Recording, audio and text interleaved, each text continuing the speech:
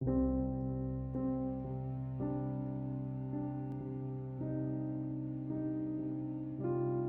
change button order in Samsung Galaxy S10, open Settings. From a home screen, swipe up or down from the center of the display to access the apps screen. Tap Settings.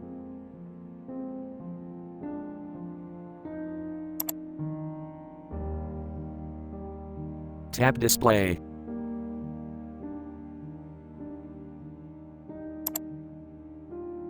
Scroll down.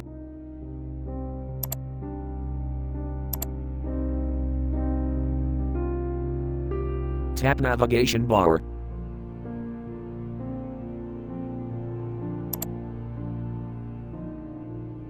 On button order, select option you want.